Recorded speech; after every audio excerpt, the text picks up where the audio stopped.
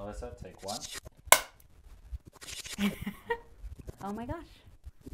What's okay, wait. Start over.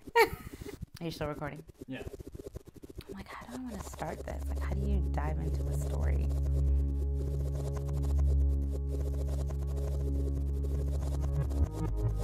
Hi, what's up? This is Melissa Mushaka. This is the official take one of Mushaka Productions.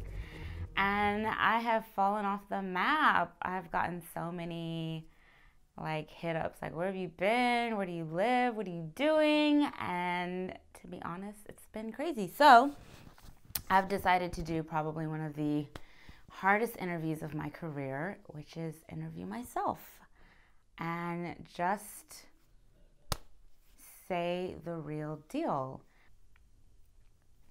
I don't think there's ever going to be a perfect way to do this.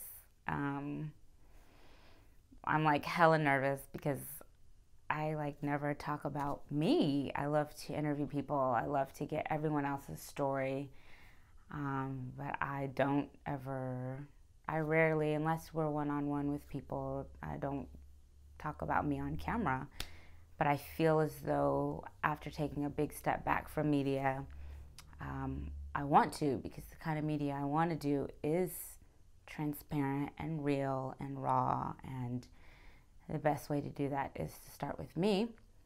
And I took a big step back from media, especially in the last year and a half, working with HuffPost, because when I got the opportunity with Ariana and her team, from meeting them at All Stars, it wasn't paid, but it was a great opportunity, so I wanted it. I was like, wow, this is like my dream opportunity, even though it's not paid. I'll deal with that later.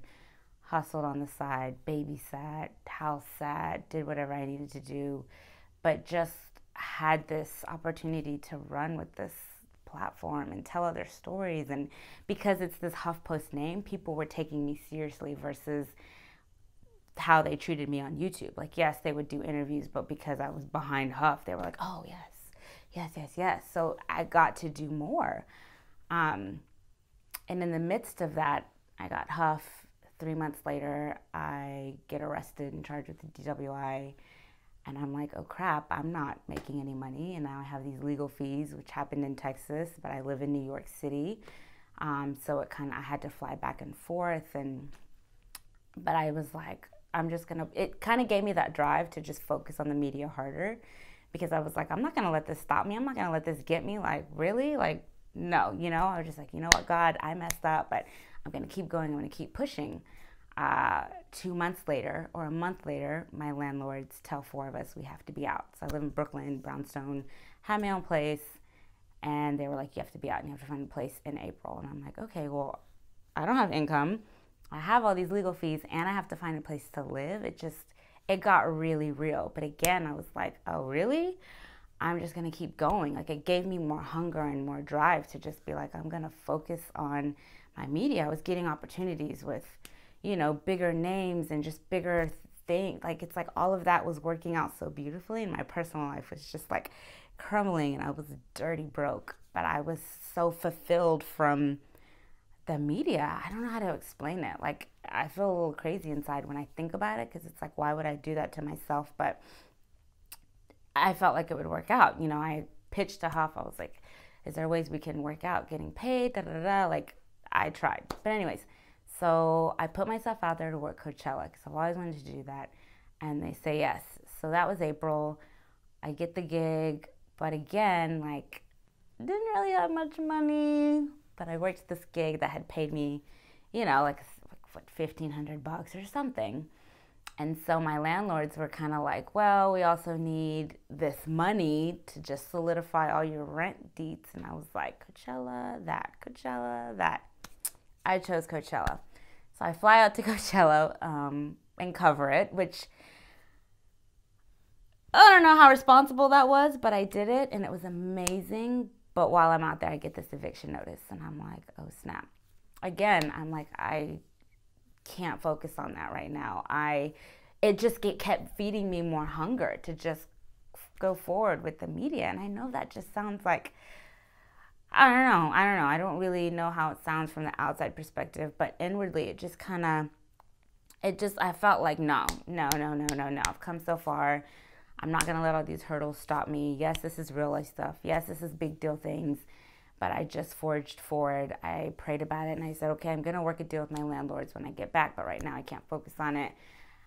And just to have this moment where I'm out there interviewing all these people and I'm living this dream, but inside I'm like, oh my gosh, what am I going to do when I get back to New York? Like, it was just crazy. It's a feeling I can't explain, but granted that I didn't have like the income to get another place, I ended up having to get rid of all my stuff, my TV, my couches, my flat screen, and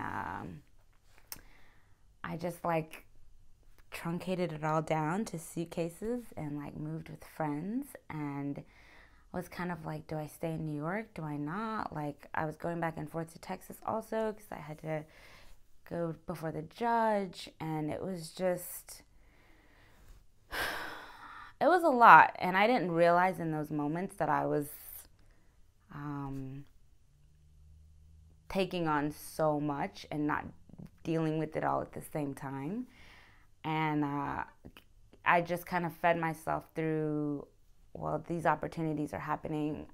They felt great. They were, I guess I just didn't deal with it, to be honest. I didn't deal with it. That's just the truth of the matter. I didn't deal with the things I needed to deal with, and I just focused on the things that I wanted to focus on. And so life kept happening. It kept getting realer and realer and realer.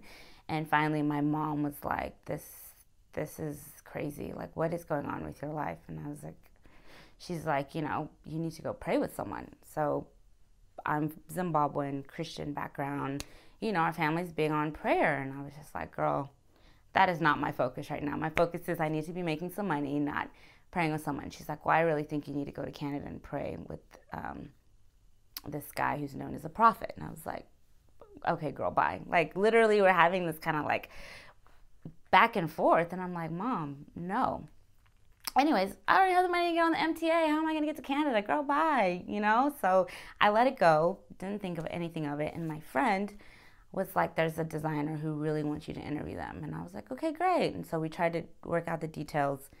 And the designer was like, well, I'll just fly you out to Canada and come do the interview there. And I'm like, okay, that's crazy. My mom's been trying to get me to go out there. So I was like, okay, I'll go to Canada. I'll do the interview. And, but will you fly me to Toronto instead of New York? Because that's where my mom wanted me to go and pray and, get my life together. It's what was, whatever. So we go to Canada. I do the interview. We go to Canada. I go to this church, and I'm there. And I'm there, I don't know anyone. I'm in this like basement, and I'm like, where the hell am I? Like, literally, like, what is this? Like, wanting to get out, like, not even feeling it. I just was like, no, no, no, no, no, no. So at the end of the church, you have to line up, and then he lays hands on you and prays for you. And I'm just kind of like, oh my gosh, like everything in me wanted to run out the door, but I was like, I am in Canada. Like, it was a little too real, right?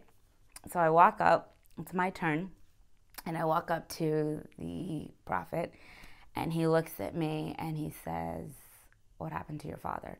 And I just freeze, and I say, he's like, he was murdered. And I said, yeah, he died. And he said he was murdered horribly. And I said, yeah. And I just lose it. I just lose it.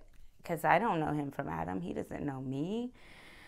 And he starts to tell me about all these things happening in my life, with me losing my home and being so broke, and all of these things that no one would know, and I'm just sobbing and kind of just trying to understand what's happening in this moment. As humans, we try to keep control, and but at the same time, I was sobbing, and then all of a sudden he just puts his hand on me, and I just convulse, and these things are coming out of me that I don't even understand what's happening. It was crazy. And so this happens, but afterwards I just felt so much lighter and freer, like this weight had been lifted off of me. And so I get back to New York, and we have a phone call, and we talk about what happened, and he just begins to kind of just become like a real mentor in my life and just speaking to me. And you know, even with that, it's like not like the struggle got easier or it ended, but I had this person who, you know, was kind of a mentor, I guess, you know, like a father, so to speak, right? A few months later, this is like end of August, September, I'm getting more opportunities. I go to London, you know, I win this award, literally have $20 in my pocket, like in London. It just was just like, whose life is this? But after that moment with in Canada, I began to focus more on, okay, well, what was that? Like, yes, I'm a Christian, but who is God? I just asked myself a lot of questions, and it made me kind of it made me realize I needed to take a step back. And in January, February, I just packed a suitcase thinking I was going to go back to New York.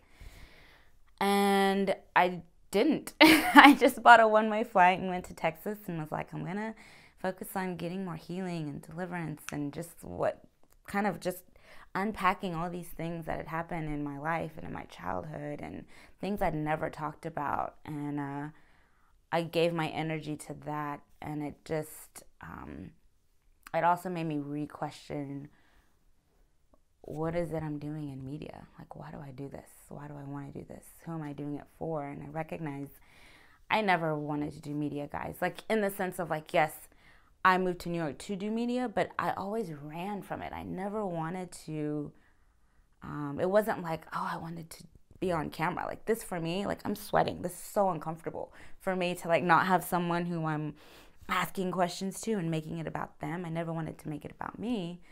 But I knew that God put this in me, and I wanted to make media that mattered and that represented honesty and people's stories and stories that don't often get heard and truth that doesn't get told. And, you know, there's so many women who go through things that no one ever knows, and you don't talk about it for years and years and years. And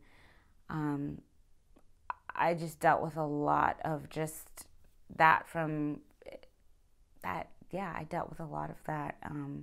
So having 2017 to just reflect and step back, and I, you know, had this moment where I was like, well, Puff isn't, you know, I'm doing all this work for them and I'm not being paid. I might as well just do it for myself. And I started my own company, Mushaka Productions, and this is my first official launch of it. And it's just me telling my story with as much transparency so that I have an opportunity to tell your story. But I recognize and I know that it starts with me. And if I'm not willing to just lay it all on the line, why should I require or expect that of someone else?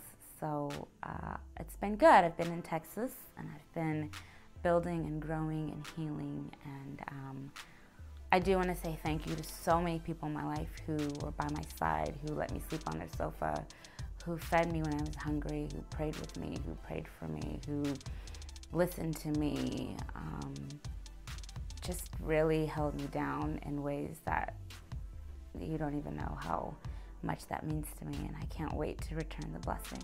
And just thank you for listening to my story. If you have any questions or want to know more, you can email me, Instagram me at Mushaka. I really appreciate you listening, and I cannot wait to tell your story.